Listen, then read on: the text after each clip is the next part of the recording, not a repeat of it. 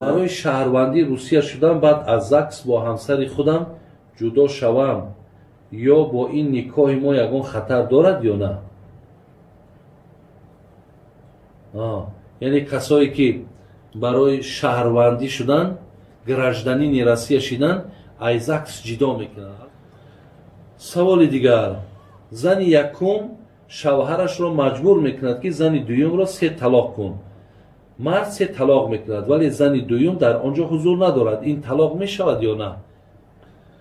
سوال دیگر، درباره بانک پول مانی و فایده‌اش را گرفته به فقیرها خیر کنی، جایز است یا نه؟ بسم الله الرحمن الرحیم.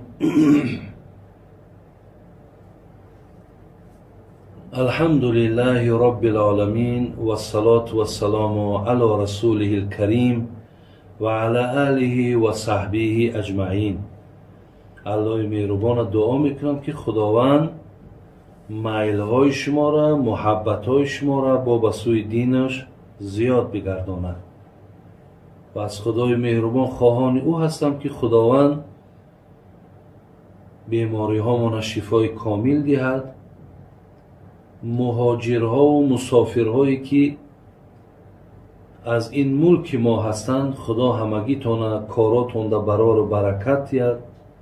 سختی ها و مشکلات هاتون با فضل کرمش دور گرداند. و امروز که بسیاری شما سعی و تلاش دارین که خاندان تان بیاین، به وطن تان بیاین، خدای مهربان این ساعت ها و این روزها را هم برای شما آسان گردانم. و اینم که سببش این دردی بگیم بیماری عالمگیر شده است، خدای مهربان این درد هم از بالای جمیع عالم، از جمیع مردم خدای مهربان دور بگردانم. و خدای مهربان دعا میکنیم که خداوند در این ملک ما، در این دیار ما همیشه خوشی ها و همیشه خوبی ها را بردوام نگه دارد. و هر کسی که امروز نیتی نیک دارد، گمانی نیک دارد، همیشه گویم قدمی نیک دارد، خداوند خیر دنیا و آخرت نصیبش بگرداند.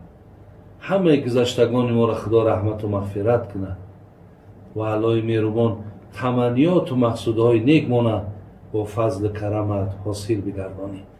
برادران عزیز و گرامی، یک چند سوال هایی هست که میخواهم جوابش را با سمع شما رسانم. الحال انشاءالله شروع میکنیم. سوال دیگر، زن یکم شوهرش را مجبور میکند که زن دوم را 3 طلاق کن. مرد 3 طلاق میکند ولی زن دوم در آنجا حضور ندارد. این طلاق میشود یا نه؟ برادر عزیز و گرامی، در مسئله طلاق کردن حاضر بودن زن شرط نیست. فقط شنیدن و حاضر بودن فقط برای نکاح است. در نکاح زنی را که باید تو نکاح کنی باید که وی باشد. زنی را که باید تو نکاح کنی باید بخشیدن قبول کردن بشنود. لیکن در طلاق این نیست برادر عزیز. در طلاق اگر هیچ کم نباشد، خودت تا کم باشی، با زبانت همین قدری بگویی که من زن طلاق کردم یا 3 طلاق کردم، اگر همی گوشت همون صدا تا بشنوه، همون طلاق واقع می شود. هیچ کم که نباشد، زن هم که نشنود، خودت با گوشت همون آوازی خود تا بشنوی، طلاق واقع می شود. یا طلاق اگر با طریق دست یک برادر بگوی میره برای همون زنی مرا بگو که من طلاقش کردم، یا یک مکتوب بنویسی رای کنی، اگر همیو تصدیق شوند البته طلاق واقع می شود.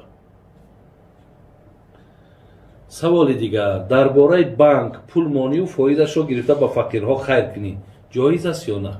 یعنی آدما پول میبرن در بانک میمونن، بعد فایده‌اش میگیرن فقیرها را میتن. مقصد ذخیره کردن در بانک یا برای حفظ مالتان هیچی باقی نداره. شما برای این مقصد пулҳотонро дар банкҳо ҳам ки монин аз мақсад ҳифз кардан то ягон залал зиён навияд. вале агар ба шарте ки мисол мулки ғайри мусалмон бошад, чандин борҳоиро мо гуфтем, дар мазҳаби худмон муомилаи банкӣ ба одамои ғайри мусалмон дуруст аст. яъне фоизшам ки бигирен истифода кунем чӣ боки надорад. фақат фоиз бар мусулмон ба мусалмон да иҷозат нест. вале агар вақте ки аз банкҳои мусалмонӣ ҳам ки фоиза гирифтен, бурден дар даст як бечораву нотавонам ки доден, як ҳоҷати вай тамом мешавад. мақсад мебари аяму сум ягон чи як мехариметиш, ҳоҷатиш буд мешавад, ҳоҷатиш бароварда мешавад.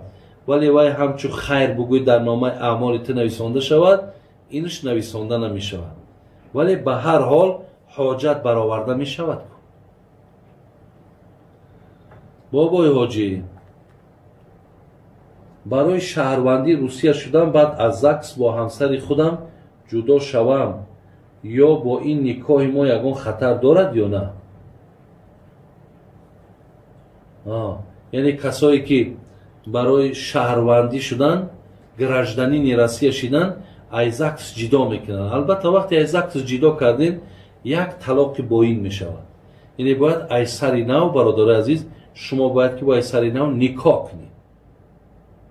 зеро шумо ин талоқи боин аст. худой накарда агар ягон бори дига бо ду талоқш кунӣ, бо ба як талоқ бо ино якҷо мешаванд, ҷамъ мешаванд. барои ҳамин шумо карден шаҳрвандиам ки гирифтен, аз сари нав бо чӣ кор кунен? Никоҳ кунен. иншоалло дуруст аст.